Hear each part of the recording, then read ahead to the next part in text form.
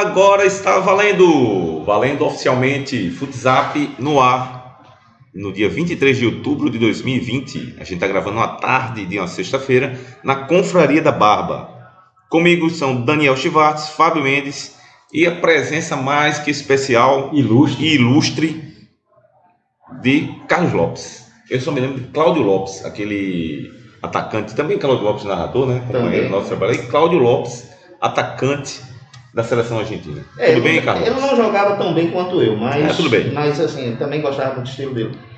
Boa tarde a todos, boa tarde, boa dia, noite, bom dia, né? Dependendo da hora que você estiver ouvindo. Fazia tempo que eu não participava, né, do futsal, ficava só como ouvinte. E tô voltando e pegando ritmo de jogo ainda, sabe? Mas tudo bem, o ritmo é devagar, né? E tá quando a gente joga ao lado de cravos, fica mais fácil, né? Não voltando no dia especial, hoje, 23 de outubro, aniversário do Rei Pelé. 80 anos do maior jogador de futebol da história. Isso aí não tem quem discuta, isso aí não tem pra onde. Não é melhor, é maior. Melhor é tudo, meu. Cara, a majestade. Né? Eu tava observando assim, até postei no meu Instagram assim. O melhor das figuras. Não vem pelo amor de Deus. Vamos deixar para discutir outro dia, mas hoje.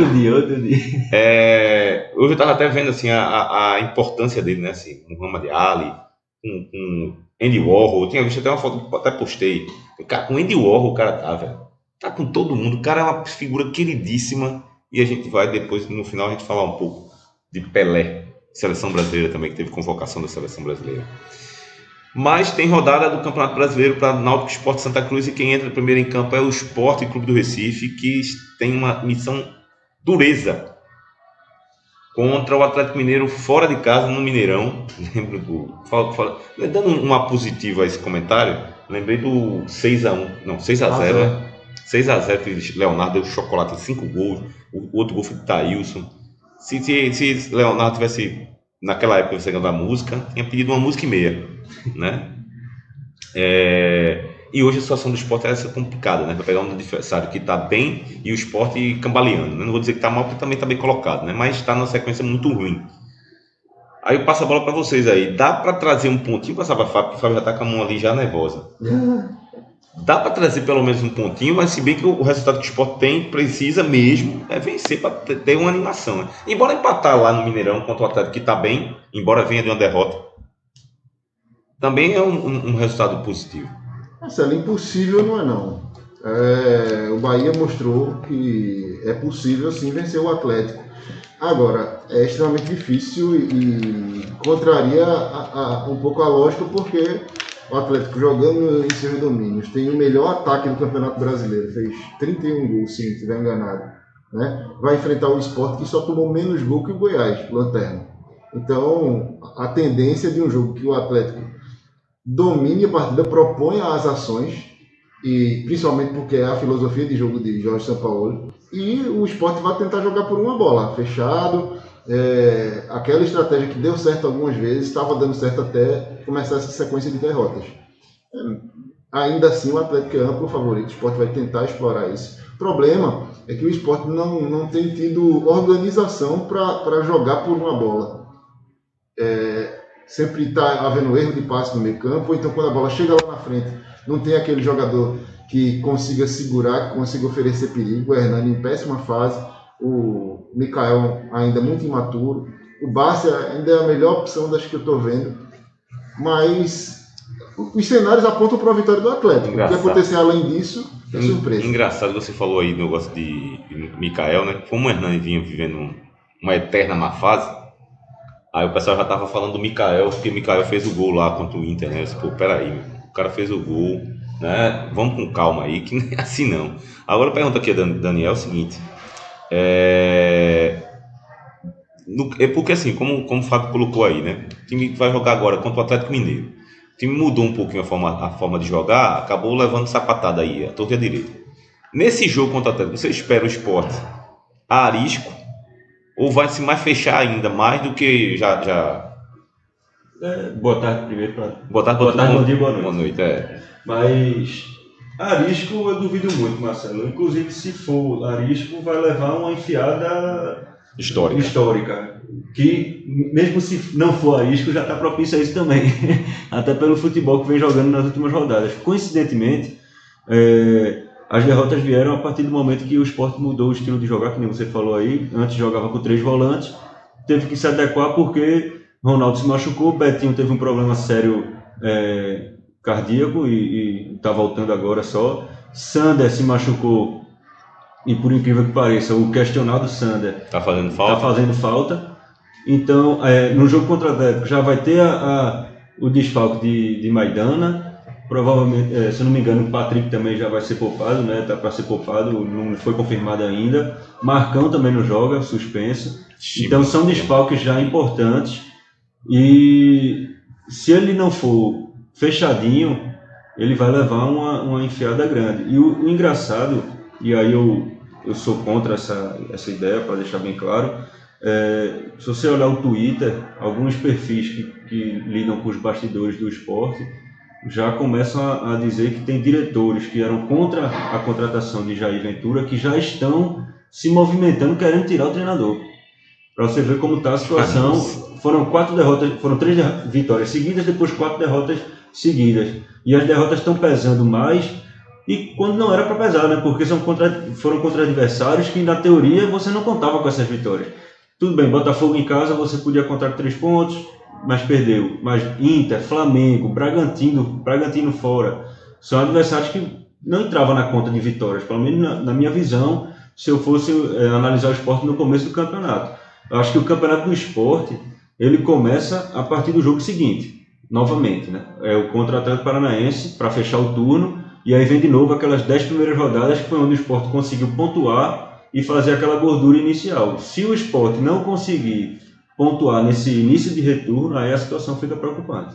Dessas 4 derrotas, eu acho que pelo menos Botafogo e Bragantino, pelo menos um ponto ali, um empatezinho, já amenizaria essa situação. Foram jogos que realmente não eu acredito que havia uma expectativa disso no planejamento feito pela Comissão Técnica do Esporte, certamente.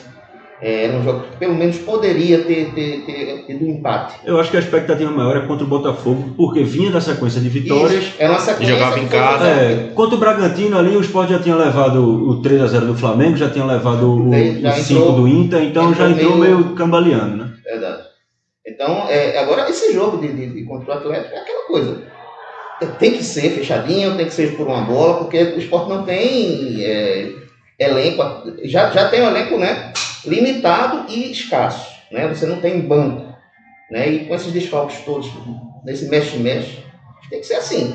Agora, se por outro lado, né, se esse jogo contrariar a lógica que o Fábio falou, né, a lógica é o Atlético vencer, se contrariar essa lógica, também é um jogo que dá uma retomada de confiança, dá para você dar uma respirada, né? Porque também não vai vencer um adversário qualquer, vai vencer o Atlético Mineiro, que está um dos melhores, né? Está entre os 3 melhores times do Brasil, tranquilamente. E assim, só para complementar, a parte defensiva do Sport, que estava vindo muito bem, deu uma caída, e o ataque piorou, porque você já não tinha muitas opções jogando bem, e os que vinham jogando bem estão muito irregulares, para não dizer que estão em má fase, porque você não tem um Marquinhos mais jogando bem, Hernani nem se fala, Thiago Neves, por mais que seja importante, está demonstrando mais ser o diferencial numa bola parada, por exemplo, mas durante o jogo ele está deixando a desejar ainda.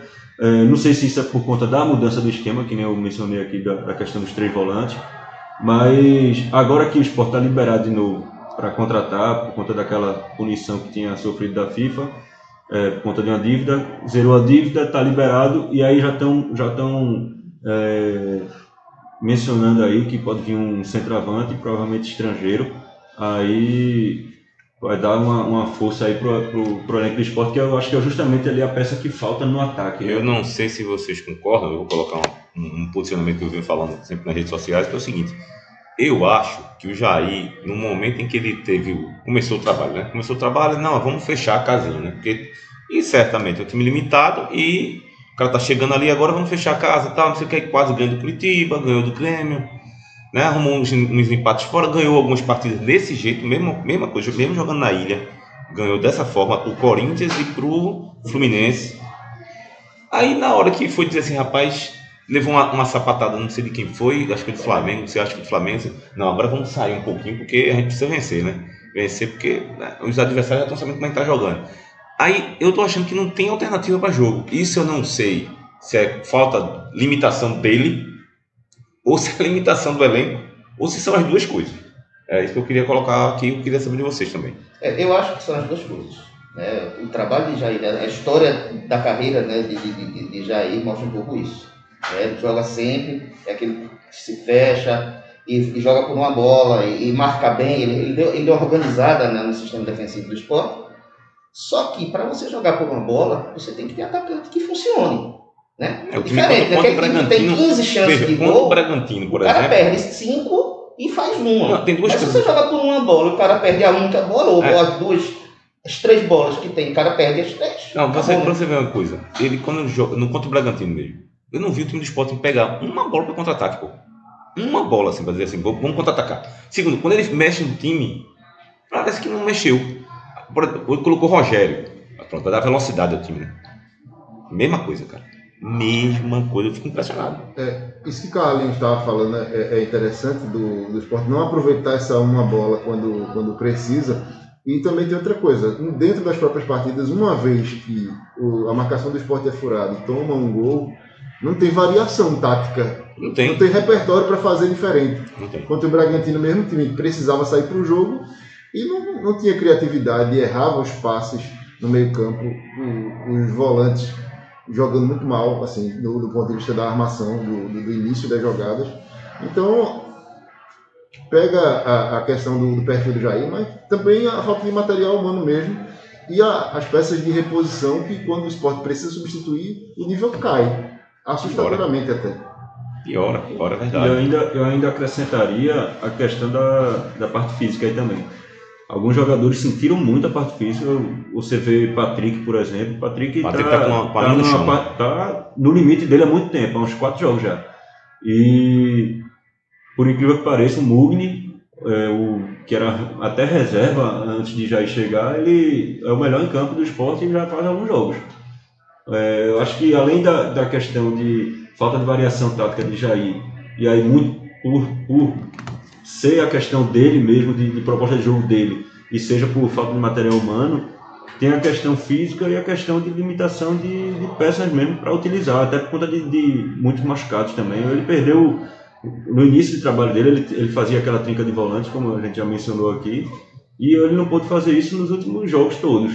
Inclusive, aí foi onde começou a cair o futebol do Sport também. Eu não sei se ele já veio com essa ideia de jogar com os 3 volantes aqui, eu não aí só perguntando a ele, mas que o futebol do Sport caiu muito, caiu, viu? Não tem para onde correr, não. O Atlético Mineiro, que é o adversário do Sport, está na 3ª colocação, com 10 vitórias, 1 empate e 5 derrotas. Tem até mais derrotas do que eu pensava. Ele tem um jogo a menos, né? Ele tem um jogo a menos. Internacional e Flamengo. Mas isso aí é muito de São Paulo, viu, Marcelo? No Santos, ano passado, ele era assim também. Ou ele ganha ou ele perde.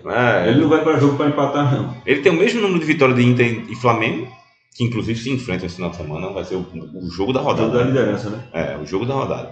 E o time, ele tem, deixa eu ver quantos, tem 64% de aproveitamento.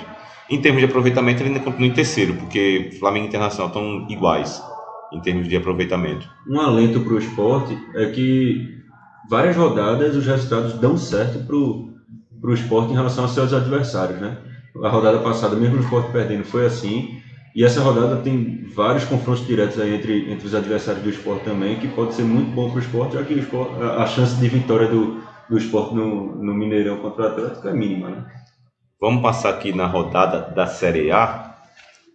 O Vasco já enfrentou o Corinthians venceu o Vasco no São Januário, né? 2-1. Pode falar nisso, o São Januário do gramado tá horrível. Eu achava tão bonito o gramado São Januário, tá horrível. Duro. E não é só São Januário não, viu? Os gramados do Rio, do Maracanã também, né? Já vem sendo criticado há muito tempo. Muito ruim, cara. Muito ruim. Bragantino e Goiás, o jogo na Bia Bichedi. Como é? Bragantino e Goiás. Você quer o quê? Palpite? Palpite. Bragantino. Fábio. Faz Bragantino também. Carlos. 0-0. Empate. Eu vou de empate também. Ceará e Curitiba. Em Fortaleza? Fortaleza. Rapaz, o Curitiba tá vindo numa crescente, mas eu vou de empate nesse jogo. Empate. Fábio Mendes. Repete aí qual jogo? Ceará e Curitiba. Ceará.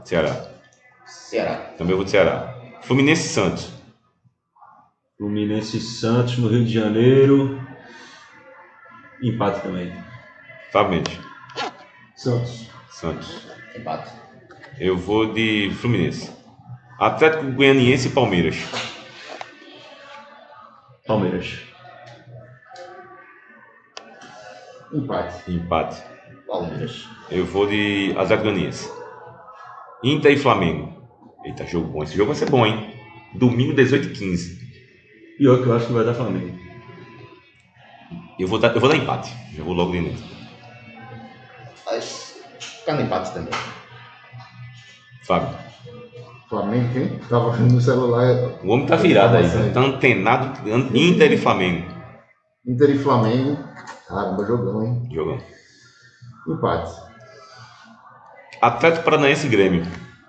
Vai que tá com o microfone aí já. O Atlético Paranaense está na draga. Grêmio. Eu vou de Grêmio também. Também, Grêmio. Também. Fechamos aqui. Fechou aqui.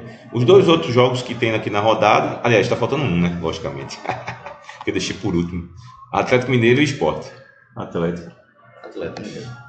Atlético. Rapaz, eu vou de empate só para ser do contra aqui, mas que eu acho que vai dar Atlético, eu acho. Os dois outros jogos que tem aqui na tabela não tem data definida, que é o jogo do São Paulo contra o Botafogo e o Bahia em Fortaleza. O Fortaleza que foi bicampeão cearense. Venceu, o jogo estava 1-0 quando eu estava acompanhando, não sei se terminou isso. Venceu os dois jogos, né? Venceu os dois jogos, exatamente.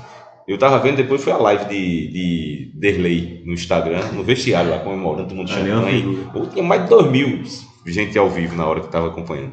Figuraça, Derlei. Vamos passar para a Série B?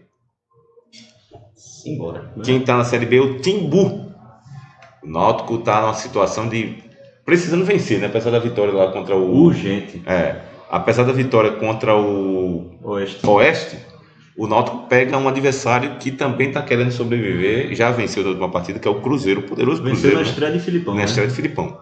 E aí eu acho um jogo dificílimo para o Náutico. Se fosse outro adversário, eu estava até acreditando, confiando. Mas esse jogo é difícil, porque vem com o Filipão, é uma motivação. Venceu o último jogo, apesar de ter jogado mal. Mas o Náutico também venceu jogando mal. Venceu também jogando mal. Então é um jogo... Contra o Lanterna, né? Contra o Lanterna. Aí tá a diferença. A diferença é essa, né? O Operário não. O Operário é um time que vem meio de tabela ali, demitiu o treinador depois da derrota, porque já vem numa sequência sem vitórias muito grande. Eram 8 jogos, só tinha uma vitória nesses 8 jogos. E aí o treinador do Operário era o mais longevo do Brasil. 4 anos e 7 meses. Agora é Renato Gaúcho, o mais longevo. Mas, e aí, assim, qual a expectativa de vocês para esse jogo do Náutico contra o Cruzeiro? Eu acho que um fator aí, o Timba deu um azar grande, né? Porque se ele pega o Cruzeiro antes da chegada de Filipão, pegava um time que estava desacreditado, que está uma crise absurda lá, mas vai pegar exatamente no segundo jogo, e Filipão ganhou o primeiro jogo. Então, assim, imagina como tirou um peso, né, o time do Cruzeiro. E tá pro Filipão, não que o Filipão seja, né, um técnico, para mim não é nada de extraordinário, mas é um cara que trabalha motivacionalmente o time. E acredito que ele esteja começando a dar uma organizada. E certamente já elevou a confiança do grupo, do torcedor, o ambiente está muito mais leve agora. Então acho que é complicado para o Náutico. E o Náutico que está nessa, né? Vem de sequência de partidas muito, muito fraca, jogando mal, ganhou, ótimo. Graças a Deus que ganhou, porque senão a situação estava pior. Eu vou colocar 2 pontos aqui. Primeiro, mas é um jogo complicadíssimo. O ponto que eu vou colocar é o seguinte: primeiro, foi bom para o Cruzeiro ter Filipão ou foi ruim para o Filipão ter o Cruzeiro? O que eu quero dizer é o seguinte: veja, o Cruzeiro está numa situação muito ruim na competição, para quem tem a camisa, a tradição, né? A gente, pela história, pelo time que tem também, né? O time do Cruzeiro não é ruim para estar nessa situação que está. Hoje ele está na 18ª colocação com 16 pontos. Teve também o problema lá dos pontos, que perdeu no início. Mesmo assim, ele recuperou os pontos logo no início da competição, vencendo 2 partidas logo de cara, né? Já estava zerado. Mas depois foi uma sequência muito ruim. Olha aqui, tem 7 derrotas, marcou 16 gols, levou 16, tem saldo de 0. Aproveitamento de 43%, é muito pouco. Aí você traz Filipão, que, na minha opinião, é um treinador que já está na sua curva descendente já há um tempão. Mas ainda assim conseguiu ser campeão brasileiro, né, Recentemente, é verdade. Aí o Cruzeiro, era Filipão, o Cruzeiro precisava de um treinador como o Filipão, né? Eu acho que e sim. O Filipão pegando um Cruzeiro assim na baixa, na Série Não. B, né? E a outro ponto que eu quero saber de vocês é o seguinte, em relação ao Náutico. O que é que fez o Náutico degringolar, assim? O que é que está faltando para o Náutico voltar a ter um bom time competitivo? Porque quando começou a era Gilson Kleina, estava um time competitivo. O que é que está faltando ou não? Vai começar, Carlinhos, ou eu posso? Deixa eu falar aqui, essa questão do Cruzeiro. Veja só, vamos esquecer esses 6 pontos que o Cruzeiro. Vamos dizer que não houvesse punição ao Cruzeiro. O Cruzeiro estaria hoje na 11ª colocação, né? Dentro de campo, o Cruzeiro fez 22 pontos. Perdeu 6, caiu em punição, etc, etc. Então, assim, o time do Cruzeiro está na 11ª colocação para um time como o Cruzeiro não é nada bom. Está no meio da tabela. Toda vez que cai um dos grandes da Série A para B, a expectativa é que esse time fique na liderança e suba com facilidade. A gente havia conversado, inclusive, aqui, que daquela coisa, o Cruzeiro deve subir, mas né, não significa que vai ser fácil. Né? Já foi esse ponto aqui, a gente já discutiu bastante. Antes do início do campeonato. Exatamente. Se brincar, acho que no final do ano passado a gente já conversava sobre isso. Mas também ninguém podia imaginar que fosse tão complicado. Né? Acho que o buraco que deixaram lá, o rombo financeiro, mexeu com tudo lá dentro do Cruzeiro. Né? E a administração não vem ajudando, o atual não vem ajudando. Então, assim, eu acho que para Filipão, pegar o Cruzeiro e levantar o Cruzeiro é um título. Se ele botar o Cruzeiro na Série A de novo, pode botar uma estátua lá de Filipão. Não sei se ele consegue. Mas eu acho que para o técnico, ele está pegando um time complicado. Se ele não conseguir, meu Deus do céu, o Cruzeiro está passando, acho que, por uma das maiores crises da sua existência. Então, se ele não conseguir levantar um clube que está passando por uma crise dessa, não vai ficar feio para ele. Agora, se ele conseguir, ele vai virar herói. São os extremos dessa situação. Eu vou mais nessa linha também. Eu acho que o Filipão, na verdade, ele não precisava treinar mais ninguém, né? Ele já tem uma carreira vitoriosa e muito longa. Ele já estava ali na dele, na boa. O Cruzeiro chegou com uma dificuldade imensa de arranjar um treinador, porque ninguém queria pegar essa bomba. Ele vai lá, vai fazer o trabalho dele. Se ele conseguir, feito o que o Carlinhos falou, levantar o time, muito dificilmente vai conseguir o acesso, tá? Porque a diferença de pontos do Cruzeiro para o quarto colocado, que é a Ponte Preta, já tem aí 8 pontos, né? Não, 27 a Ponte. Está com 11 pontos de diferença. Então é muita coisa. É muita coisa para você chegar, para você tirar assim de um time que, mesmo com um treinador vitorioso feito Filipão, vai ter aquele seu momento irregular no campeonato, independente de uma sequência de vitórias aqui, entendeu? É difícil, a tarefa é difícil, mas também não é impossível, né? Aí tem que... Agora sim, eu acho que o Filipão, o que ele conseguir aqui, de positivo, ele vai ser lembrado pela torcida, porque pelo que o futebol do Cruzeiro é futebol para brigar pelo Z4 mesmo. Não tá longe disso, não. A bronca pro Náutico é o seguinte: Guarani empatou com o Vitória, fora de casa, já passou o Náutico no critério de desempate, e se o Náutico perde pro Cruzeiro, entra na zona de rebaixamento. E aí vem a outra pergunta que você fez, né? Que é onde é que o Náutico se perdeu aí nesse caminho com o Gilson Kleina. Eu acho que ele não se perdeu no caminho com o Gilson Kleina. Eu acho que ele já estava perdido. Gilson Kleina chegou, deu aquela animada, deu aquela melhorada no futebol, que ainda é melhor do que o futebol que estava demonstrando com o Dalpozo. Conseguiu umas vitórias ali logo no início do trabalho dele, mas voltou ao normal que o elenco do Náutico estava jogando. E se não contratar, se não se reforçar, se não conseguir ajustar o time, vai ser essa briga aí na parte de baixo da tabela. Muitos não imaginavam isso, mas a Série B está demonstrando ser mais equilibrada do que a gente pensava. E isso aí você vê, por exemplo, a Chapecoense com um jogo a menos está liderando e liderando bem. O Cuiabá Quem diria que o Cuiabá ia ser o vice-líder e estava liderando até 2 rodadas atrás. Então, o América está com uma sequência aqui, ó, de 4 vitórias em 5 jogos. Então você tem uma Série B que está demonstrando ser muito mais equilibrada. A Série B hoje, os 4 que estão lá em cima estão fazendo campanha de que vão subir e tem estrutura para subir. Ó.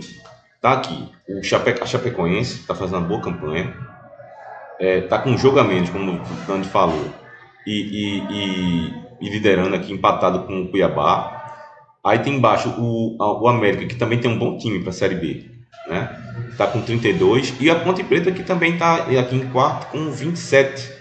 Está empatado com o Juventude, mas também tem um time um time cascudo para subir. Agora, se você prestar atenção... E só para reforçar aqui, viu, Fábio, só para depois passar para você, interrompendo, a única vez que o Náutico... Veja, a melhor colocação do Náutico nesse campeonato, até agora, foi a 9ª colocação na 10ª rodada.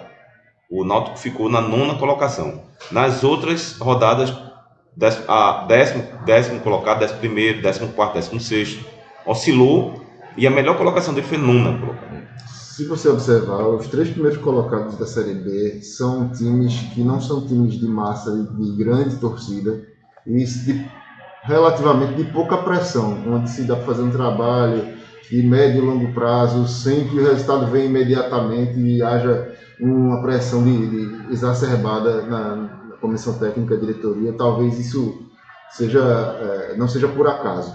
Com relação ao Náutico, só fechando o que vocês já estavam dizendo, acho que um fator fundamental é que o Náutico não tem um elenco para a Série B, ele só tem um time. Então, quando aconteceram lesões, quando teve um surto de Covid, 3 jogadores do meio campo foram infectados ao mesmo tempo. Então, o futebol caiu demais. Aí o Náutico foi recorrer a Josa, a Matheus Trindade, a Lombardi, jogadores que nem de longe estão no nível adequado para disputar uma Série B. Se depender de Josa, meu Deus do céu. Agora, o que eu acho outra coisa que a gente fala desde o ano passado, Josa na Série B, não existe. E outra, né? Tanto foi dispensado, né? Ele, Lombardi, todos esses aí, o Náutico terminou fazendo uma limpa, emprestando alguns jogadores da base, inclusive, Vagninho, foi Fluminense, Rafael Ribeiro também renovaram o contrato para emprestar para o Fluminense. E o outro time que está chamando a atenção agora, não está no G4, mas está em 6º, é o Confiança, desde que Daniel Paulista voltou para lá. Nos últimos 5 jogos foram 4 vitórias também. Vocês estão falando uma coisa aí que eu depois fiquei pensando. Eu praticamente meio que critiquei assim, a manutenção do time da Série C para a Série B, porque há um hiato, né, do técnico entre Série C e Série B. Existe. Né? Jogadores que disputaram a Série C já se arrastando, o Náutico manteve para a Série B. Ok, eu achei que isso foi um erro. Tá. Mas se você for analisar o time do Cuiabá, por exemplo, quais são os jogos de confiança que você citou aí, Daniel?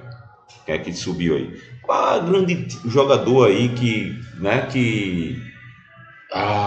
é jogador de Série B, o elenco e tal, não sei o que, sabe? E que o Náutico, se tivesse jogado, eu não sei se é o peso da camisa, eu não sei se é a pressão da torcida, a pressão da imprensa. Você também não sabe se tem algum problema interno, algum problema entre eles. O que eu quero dizer é o seguinte, eu não estou vendo um time do Confiança, vou dar um exemplo do Confiança. Jogadores ali que, é jogador para a Série B, que vai subir para A, estão fazendo uma boa campanha, melhor que o Náutico. Não, mas você assiste os jogos e você vê a diferença. Tanto que o Confiança, Náutico e Confiança aqui nos aflitos. Tem um time, não tem nenhum craque, mas tem um time, uma média organizado, né, acima do que para mim do Náutico. O próprio América Mineiro tem o Felipe Azevedo que jogou aqui no Sport, já com 30 e vai lá quantos anos, mas fez um gol desse. É um diferencial enorme para a Série B. Isso. E outra coisa, o jogador do Náutico que você espera mais, como Chiesa, né, é irregular. O próprio Jean Carlos começou muito bem e caiu em produção. Deu uma queda. Muito, acho que também ele está dando uma mudada na posição de Jean Carlos ali em campo, né? Também deu uma trocada ali, mas o melhor, e era o que a gente criticava também muito aqui, é Jorge Henrique. Não, mas Jorge Henrique é o mais regular, junto de Haldner, né? Desde aquela reta final ali do Pernambucano, que Jorge Henrique deu uma crescida, né? Ele se ficou realmente, se recuperou da contusão, ganhou o condicionamento físico, ritmo de jogo e joga bola Exato, porque sabe jogar. a gente estava criticando ele antes da lesão Isso. e não estava botando fé na recuperação dele, até por conta da idade. E terminou que ele, ao lado de Raul, são os dois mais regulares, pelo menos no Náutico, né? São os que mais tentam. O Jean Carlos começou muito bem, mas há alguns jogos que não consegue demonstrar aquele futebol que a torcida do Náutico viu dele na Série C, né? O Náutico apostou em jogadores, veja, o Náutico apostou em jogadores que, eu acredito, que tenha sido por, como é que chama, gratidão, porque subiu. Eu falei até para Dani isso na outra gravação, né? A gente estava até conversando, não sei se foi em gravação, se foi em off. Eu estava até dizendo assim, por exemplo, dá um exemplo de Josa, que não fez um bom reta final de Série C, e o Náutico ficou porque talvez ele jogou de lateral esquerdo, jogou de zagueiro, né? Aí o pessoal gosta dele. Aí acaba, é aquele cara que se entrega, que se doa, né? se doa. Só Não que é pode- aquele jogador que normalmente é querido nos grupos, só que você tem que ter um pouquinho de frieza Pois é. na hora de você planejar seu planejar. elenco para a competição, né? Não ficar refém do cara. Aí o que acontece? Aí o Náutico apostou nessa manutenção, porque o entrosamento e tal, e vamos trazer jogador que passar pelo Náutico. Aí os jogadores que passaram pelo Náutico, o único que está jogando, como vocês falaram, é o Jorge Henrique. Depois da pandemia, né? Porque antes da pandemia não estava E essa falta de planejamento aí, ou esse erro de planejamento, na verdade, que eu acho que não foi uma falta de planejamento, foi um erro. E esse erro foi desmascarado agora. A limpa que fizeram no Náutico e praticamente um turno aqui que já se passou e o Náutico está brigando pela zona do rebaixamento. Então, o erro está claríssimo. E outra coisa, você fazer uma reformulação de elenco no meio da competição É difícil, complicadíssimo. E já trocou de treinador com a competição rolando também, que é mais um fator para piorar aí, né? Vamos passar rapidamente no placar, nos palpites da Série B, que começa nessa sexta-feira, logo com Brasil e CSA. CSA tá subindo a cada rodada, né? Tá numa sequência muito boa. Mas jogar lá em Pelotas é chato, então vou de empate. Ganhou. Vou de empate também. Eu vou de Brasil. 0-0. Chapecoense Operário. Vamos lá? Eu vou de Chape. É em casa, né? É, Chape. Também. Chape também. Chato. CRB e Ponte. A Ponte vem de uma derrota para a Chape, né? É. Eu vou de 5-0. 5-0 Eu vou somente. de CRB. O CRB é engraçado. Quando todo mundo acha que ele vai entrar no G4, vai fazer uma graça, ele decepciona. Então eu acho que ele vai decepcionar. Ponto preto. 1-1. Eu vou de empate também. Sampaio e Cuiabá. Sampaio, Cuiabá. Cuiabá também. Cuiabá. Cuiabá também. América e Confiança. Olha aí. Bom jogo. Bom jogo. Grande jogo, viu? Nos últimos 5 jogos, campanha semelhante. Rapaz, é em BH o jogo, né? É. Eu vou de América. O time da América só perdeu 3 jogos. Eu acho que o América é forte candidato aí a subir. Eu também acho. Disputa até o título. Então, O time do aliás, os 3 primeiros colocados perderam muito pouco. O primeiro lugar, Chapecoense só perdeu 1. 1, 2, 3. Cuiabá perdeu 2 e o América perdeu 3. América e Confiança 2-2. Não, dizendo da placar ainda. Eu vou de América também. Figueirense e Juventude. esse eu vou de empate. Eu vou de Juventude. Eu vou de empate também. 0-0. Guarani e Avaí. Guarani, Avaí. Esse tem cara de 0-0. Jogo ruim, não. Tem cara de empate mesmo. Eu vou de empate também. Guarani. Eu vou de Guarani também. Botafogo e Vitória. Vitória. Eu vou de Botafogo. Ixi, não. Vou de empate. Retiro. O Botafogo tá muito mal. Eu vou de Só porque Vitória. ele perdeu as 4 últimas Não, partidas, só por Marcelo, causa só disso. por isso. Eu vou de Vitória. Só por causa disso. Vitórias. Paraná e Oeste.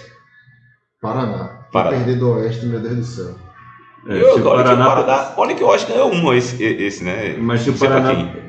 se o Paraná perder pro Oeste, aí, pelo amor de Deus, né? Aí dá adeus aí O a Oeste briga já tá de G4. Depois, Paraná, não tem o Oeste já tá rebaixado, tá praticamente rebaixado. Porque o Paraná, ganhando esse jogo, ele no mínimo encosta ali no G4 de novo, né? E Náutico e Cruzeiro. E Eita. 1-1. Eu vou de empate também. Eu vou Acha-se que são dois times que estão mal, mas não são tão ruins quanto a tabela está mostrando. Então, eu vou de Náutico. Eu acho que vai ser, o placar de Carlinhos foi bom. 1-1, ou 1-1 ou 2-2. Eu acho que vai ser empate esse jogo. Eu vou de empate também. Vou de empate. Não sei quanto, mas eu vou de empate. Pronto, passada limpa aqui a Série B, passada limpa o Náutico, vamos para a Série C. O Santa Cruz enfrenta o Botafogo no Arruda. Para mim o Santa Cruz já está campanha de manutenção aí, que para mim já está classificado, é só questão de posicionamento, né, na tabela. Inclusive, os 4 primeiros colocados do grupo do Santa fizeram uma rodada anterior em que fizeram manutenção de posição, né? Santa, Vila Nova, Remo e Ferroviário são os 4 primeiros colocados. E o Santa é primeiro colocado com 24 pontos, com 72% de aproveitamento. O segundo colocado, que é o Vila Nova, tem 60%. O Santa tem 24%, o quinto colocado tem 16%. O Santa tem 8 pontos à frente do quinto. Dificilmente perde a posição. Não, o Santa a classificação está muito bem encaminhada, mas o Santa tem que manter essa linha. Tem que ter esse objetivo de ser primeiro do grupo. Por quê? Porque quanto mais cedo ele garantir essa classificação e a primeira colocação, mais fácil vai ser para Martelotti trabalhar com os jogadores contundidos, limpar cartão amarelo. O Santa Cruz pode chegar nas últimas 3 rodadas já classificado para a primeira colocação. E aí ele vai fazer teste, e aí vai fazer ele poupa jogador, ele vai poder fazer aquela preparação para o quadrangular. Então é fundamental o Santa Cruz, principalmente jogando contra adversário que é mais fraco, como o Botafogo. O Santa vai pegar o Santa tem uma sequência que é mais ou menos no meio do turno, do meio para o fim do turno, que é pauleira, que são os adversários, que são os concorrentes diretos dele no G4. Então antes disso o Santa Cruz tem que abrir. Porque aí depois administra. Acho que agora não é hora de administrar, é a hora de continuar puxando o carro. Lá na frente você desacelera, poupa jogador, fulaninho tá perto de estourar, deixa ele. Então não vai precisar fazer isso. O Paulinho deve ser titular nesse jogo de novo. Paulinho tá voltando, né? Um jogador importante do Santa Cruz. Muito importante.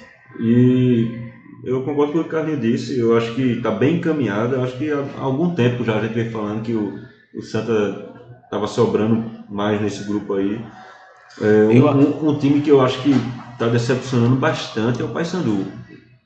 Pelo nível de organização que tentaram fazer lá nos últimos anos, é bem decepcionante. O Paysandu está em 8º só, com 12 pontos.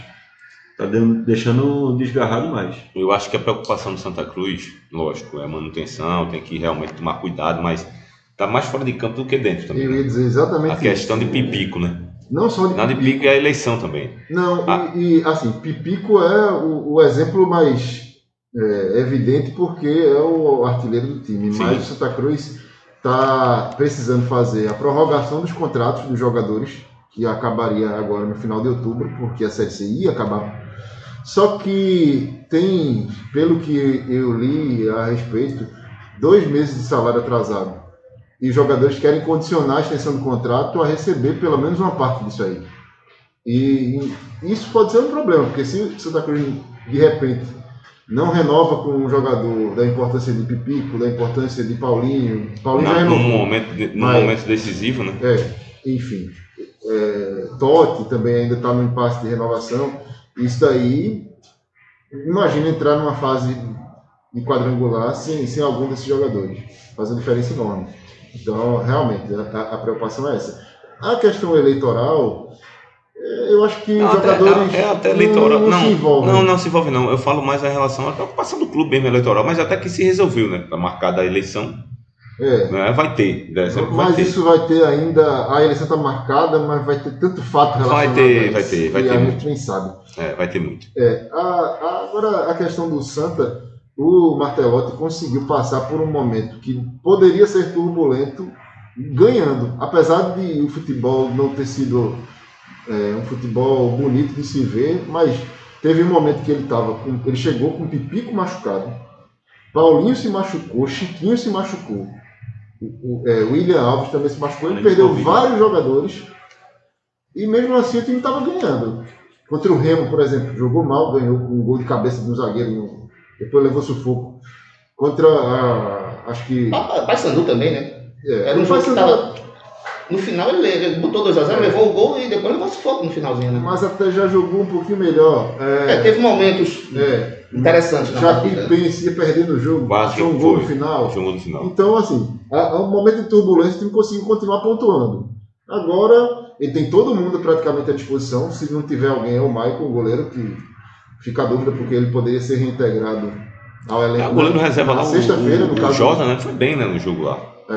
Acabou. E ele nem é o reserva, é o terceiro Era goleiro. o terceiro goleiro. Aí se ele não joga, se o Michael não puder jogar ainda, porque ele não treinou esses dias, aí ele pode continuar o Jordan, pode entrar o Luiz Fernando, que era o reserva imediato. Mas de resto tem todas as opções. Ele se deu ao luxo na partida contra o 13 de não botar Chiquinho, mesmo Chiquinho já tendo condições de jogo, Foi. porque Chiquinho já tinha se lesionado 2 vezes no ano. Paulinho ele botou no segundo tempo, talvez agora ele coloque como titular. Enfim. É um jogador importantíssimo para o Santa Cruz, para o esquema do Marcelo. Como eu falei, o Santa Cruz passou por um momento de mudança de treinador que não estava nos planos nem tão cedo. A diretoria do Santa Cruz queria a manutenção do Chule, né? Tanto que o Santa Cruz perdeu o campeonato e ninguém fez pressão, vai tirar e tal. A ideia era ficar. Teve a troca e como o time já está bem, é isso que me faz ter confiança no Santa Cruz no acesso. É evidente, da classificação primeiro, né? Que é o fato do time não se abalar em situações complicadas. Porque mudança de treinador na situação como foi, causa às vezes uma falta de estabilidade, mas o time manteve-se numa postura profissional até, diria. E sabe o que eu estava lembrando aqui? A gente, acho que há 2 programas, eu estava eu, Fábio e você, Marcelo, a gente estava falando justamente da fase seguinte, a fase de grupos. Que aí eu acho que seria o mais complicado para o Santa na questão de o Santa teria o Arruda cheio e com a pandemia não vai ter, pelo menos por enquanto. E aí a questão da colocação fazia diferença e eu batia muito na tecla por conta do Brusque, no grupo B. Você falou aí, o Santa Cruz tem 8 pontos de diferença para o 5º colocado, não é isso? Veja quantos pontos de diferença o Brusque tem para o 2º colocado. O Brusque voou. Para o 2º. São os mesmos 8. Os mesmos 8. Para o 2º colocado. Então, para você ver como o nível de colocação aí vai ser importante para o Santa Cruz. Se ele terminar em primeiro, ótimo, evita o Brusque. Se ele termina em segundo, já dá ruim para ele. Já dá ruim para ele porque ele vai ter um adversário duríssimo. Duro. Vamos passar aqui na rodada da Série C, só no grupo do Santa. 13 e Paysandu. Caramba. Empate. 0-0. Empate também. Gol de empate. 13 e Paysandu, Tá um em sétimo, no outro em acho que vai oitavo. ser Paysandu. Manaus e Jacuipense. Jacuipense. Empate, que esse Manaus só empata. Também vou de empate. Manaus está com 5 empates, 3 vitórias e 3 derrotas. Esse time Jacuipense, 10 gols. ele é bem arrumadinho. Eu vou, Jacuipense Muito arrumadinho. deu trabalho. mas só é que em Manaus, chato. né? É em Manaus, né? Eu vou, Maria vai com as outras aqui, vou empate também. Remo e Imperatriz. Aí dá Remo, né? O Imperatriz está só cumprindo tabela, né? Imperatriz, o único jogo que ia conseguir a vitória era contra o Santa, né? Lembra que foi quase que o Santa Cruz virou o jogo, eu acho? Não. Não, eu tô confundindo, né? Tá confundindo com o 13. Tô confundindo com o 13, é verdade. Que o 13, quando quase que ganha, tava mal também. O Imperatriz só fez um ponto, acho que fez um empate ponto. com o Remo. Isso mesmo, confundi. Então, unanimidade, né? Não, aí não tem problema, né? Total. Vila e Ferroviário, Isso é um jogo Bom jogo. interessante, né? bom jogo. Segundo contra o quarto. Eu acho que da Vila. Da Vila também. Maior. Da Vila também. Jogando em casa, né? Vila também. E Santa Cruz e Botafogo. Santinha. É jogo pro Santa Cruz ganhar. Isso. Também. O jogo do Vila contra o Ferroviário, lembrando, é segunda-feira, 8h. E o do Santa no domingo, às 18h. Passando rápido pela seleção brasileira, gostaram da convocação? Gostei, Seleção brasileira. só vou bater na tecla de novo de Danilo, né? Não me atrai não esse jogador. Não consigo acreditar a convocação dele não. Eu não sei o que é que ele fez para estar ali, sabe? Concordo. Eu acho que é o meu ponto fora da curva da seleção é Danilo. Ele voltou pro Gabriel Jesus, chamou novamente. Arthur também Jesus chamou o menino, né? Arthur também é outro que não Pra ser a dupla Menino Jesus, né? Menino Jesus. Acho que é só o Arthur também é outro ponto fora da curva aí também. Se eu falei de Danilo, eu tenho que ser justo e falar também de Arthur, que não mostra futebol há muito tempo, né? É verdade. Isso é daqueles jogadores, né, que surge, vive uma fase boa e já começam a fazer comparações com ele. E realmente você tem que esperar o cara se consolidar, o cara criar regularidade. Não adianta você fazer uma temporada muito boa. Mas assim, aquele cara que você enxergava nele qualidade, ele enxerga nele qualidade. Agora, como o Dani disse, ele já faz tempo que não tá numa baixa, né? Então não justifica uma convocação. Tem assim, a convocação não fugiu muito do que a gente esperava, mas, por exemplo, o Militão é bom jogador, mas não está muito bem no Real Madrid. O jogo contra o Shakhtar, para mim, foi uma prova disso. No meio campo, ou Arthur ou Douglas Luiz está bem, mas para mim cederia a vaga para Gerson, que está reivindicando o futebol dele no lugar da seleção. Jogando muita bola. Tem outro também que está jogando bem no Flamengo, Vitinho também tem jogado bem. Não sei se caberia na seleção, não está muito verde ainda. Reserva. Eu acho é bom jogador, cara. Eu acho que quem pedia, outro do Flamengo que pedia passagem na seleção é Pedro. Pedro também. No lugar de Jesus mesmo e testaria ele. Pedro está fazendo gol de tudo que é jeito. Você testar a formação do centroavante. Só você convocaria todo mundo, Menino, Jesus e Pedro. Pronto, acabou. Tava feito, iluminado a seleção. O amor que Tite tem por Jesus, meu Deus do céu. E assim, ele gosta de... Ele é cristão. Muito cristão. Mas ele gosta de jogar com um centroavante, com um esquema que joga com o centroavante. E ele colocou Firmino porque não tinha Gabriel Jesus. Ele colocou Firmino não faz essa posição. Isso já é muito claro. Ele nunca fez essa posição no Liverpool. É impressionante. O cara joga no Liverpool, numa outra função, joga bem. Quando chega na seleção, muda o cara totalmente. Verdade. Meu Deus do céu, isso aí não entra na minha cabeça não, cara. E assim, e a teimosia dele, ele continua fazendo menino do Gabriel Menino, ele tá convocando ele pra lateral direita, né? E ele não tá jogando lateral direito, né? Ele tem jogado de meia, não sei como ele tá fazendo. Pronto, uma coisa, não era Tite ainda em 2014, na Copa de 2014, mas um jogador que cairia excelente na seleção de 2014 era justamente Pedro. A gente jogou a Copa 2014 sem um centroavante em boa fase, porque era Fred o titular, não estava bem. O Jô era o reserva, também não estava bem. Mas o que ferrou a seleção brasileira para Filipão na época ter essa convicção aí foi ganhar a danada da Copa das Confederações. Porque quando ganhou, achou que estava tudo uma maravilha. E ganhou com sobra, né? 3-0 na Espanha na final, aí pronto, todo mundo achou que E curioso que esses jogadores que fazem a função de 9 na seleção brasileira, para mim, eles são jogadores de clube e não rendem na seleção. É verdade. Não conseguem render no clube. Firmino, Gabriel Jesus, o próprio Richarlison. Eu sinto falta, tudo bem que o futebol mudou bastante e tal, mas daquele dono da área ali. Não tem mais. Um Romário, o Ronaldo mesmo, né? Enfim, não tem mais um cara com esse perfil na seleção brasileira. É verdade. Não, poderia ser Pedro. Que tá dentro da área, ele não perde. A prova disso foi que Tite convocou. Quem foi que Tite convocou antes da Copa do Mundo passada? Tentando apostar no falso 9. Convocou Diego Souza. Foi. Que estava bem fazendo gol no Sport e tal. Ele disse, não, vou trazer ele porque é um cara experiente, fazendo gol no Brasil. Se não me engano, ele era um dos artilheiros do brasileiro, se não me engano, né? Aí ele apostou num jogador que estava no Sport fazendo, mas quando joga na seleção brasileira não rendeu. O detalhe de Pedro é que Pedro virou titular do Flamengo por causa da lesão de Gabigol, né? Isso, ele era reserva de Gabigol. Então ninguém está sentindo nem falta. Pois é. Mas quando o Gabigol voltar vai ser uma briga interessante. Inclusive, é uma possível vaga de seleção. É uma coisa que eu acho que isso não está acontecendo somente agora, isso vem acontecendo já nos últimos anos, na última década. Convocação de seleção brasileira é a convocação de quem está bem no momento. Tem que ser, né? Mas os técnicos, né, Tite não é o primeiro, Tite só está fazendo o que os outros fizeram também, Filipão e tudo. Eles têm os seus jogadores. Não interessa que o seu jogador esteja mal no momento. Não interessa. Ele quer o jogador dele. Ele não convoca quem está bem, quem está merecendo a chance. Isso não era coisa de 20 anos, 30 anos, não era assim.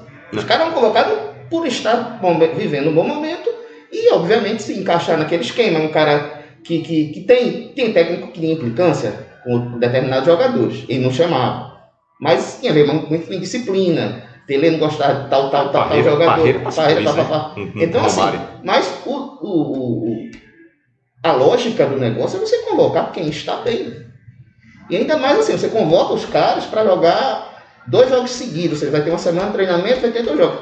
Aquele cara que chega mal na seleção, será que como é que a cabeça daquele cara, a confiança que aquele cara tá? Ele leva essa falta de confiança para dentro da seleção e não rende. E mesmo assim esse cara é convocado de novo. Realmente é ilógico o negócio desse, irracional. E tem a questão da renovação também, né? Que é mais do que necessário e ele ainda está muito tímido, né? Ele está começando a levar Douglas, está levando o Gabriel Menino, mas aí o Gabriel Menino eu acho que ainda é muito verde, por exemplo. Acho que não seria convocado para a Copa, por exemplo. O melhor, acho que a renovação aí que deu mais certo, mas que nem sei se eu considero tanta renovação assim, é Richarlison, que é um cara que vem jogando muita bola no Everton, e que na seleção também vem agradando bastante. Não, vem agradando. Vem jogando bem. Desculpa, Richarlison troquei a bola. Mas aí, por exemplo, tem vaga na lateral ainda para renovação. Tem uma vaga ali, lateral direito e esquerdo. A zaga também, né? Thiago Silva, 36 anos e ele tá jogando na seleção. Falei aqui, brincando aqui no negócio de Gabriel Menino, me lembrei de um jogador de Santa Cruz chamado Luciano Bebê. Você lembra dele? Lembro. Aí eu toda vez eu fazia o seguinte, quando eu dava nota no jornal, né? Aí seu futebol ainda está engatinhando no Santa Cruz. Fica virado. E para finalizar, eu abri o programa na homenagem ao Rei Pelé. Hoje é bacana assim, eu vi nas redes sociais todo mundo homenageando Pelé. A redação Sport TV hoje foi Pelé para tudo que é lado, todo mundo falando. Charles Gavan participou do programa, mostrando discos, homenagens. É uma das figuras lendárias assim, pela história que fez, lendária no sentido que é imbatível. Aquele né, cara assim. que transcendeu É uma a lenda condição de viva. jogador de futebol, Uma personalidade, uma personalidade mundial. que todo mundo reverencia, onde ele for. E que bom que ele é brasileiro, né? Assim, que bom que ele é um ícone de um futebol espetacular, que fez com que o Brasil fosse respeitado no mundo todo, através dos tempos, através das barreiras, né, geográficas. Nós temos, sem dúvida alguma, aos 80 anos ainda vivo, e eu fiquei também emocionado ao ver Zagallo parabenizando, né? Porque Zagallo é outra figura histórica no futebol brasileiro. E Pelé, parabéns, que bom, não ouvi, a única vez que eu ouvi jogar, que eu até citei hoje na minha rede social, foi num jogo Brasil e Resto do Mundo, seleção da FIFA, sei lá, que um amistoso foi na Itália, se não me engano, que até Rinaldo Ratoeira foi tentar dar uma bicicleta, a bola ia pra ele tentou dar a bicicleta, o Galvão Bueno ficou de rir. Quase infarta. Deixa a bola, toca pro rei. Ele quis dar uma de Japozinho que estragou a festa de Zico. Isso foi mesmo, é verdade. Agora, eu acho que Pelé, assim, concordo com tudo que vocês falaram aí da importância, ele inaugurou a era do superatleta no futebol, né? Porque ele era um cara que o potencial físico, a dedicação dele, o espírito de alto rendimento era incomum para o período que ele começou a jogar. Ele se cuidava, né? Quando o pessoal fazia, Pelé jogava essa época, jogava. Isso que a gente vê Cristiano Ronaldo fazendo hoje, né, de treinar absurdamente, de ter uma preparação Pelé fazia muito isso, rígida, Pelé fazia no final dos anos 50, início dos anos 60. Era fora de série. Era fora de série. E até Dani abriu uma discussão aí que é questionável. Eu ainda não vejo questionável não, falo que Pelé como melhor jogador do mundo. Melhor disparado. Pô, eu não vi ao vivo, claro. Mas eu tive a oportunidade de ver jogos da Copa de 70. Como diria Armando Nogueira, se não tivesse nascido gente, tinha nascido bola. Pelé teria nascido bola. Mas enfim, vamos finalizar o nosso Futzap aqui na Confraria da Barba nas Graças. Hoje com o nosso Carlos Lopes. Nos estendemos até um pouco mais o programa hoje, que bom. Aí vamos esperar a rodada, o que é que vai acontecer nos clubes pernambucanos. A gente volta na sexta-feira, na terça, na quarta tem a gravação do futebol europeu com 3 pontos e Dani Chivates. E segue a gente aí nas redes sociais. @Futzap oficial no Instagram e no Twitter @Futzap1, o numeral 1. Beleza, vamos embora. Tchau. Valeu e um bom jogo para o seu clube nesse final de semana. Abraço. Valeu.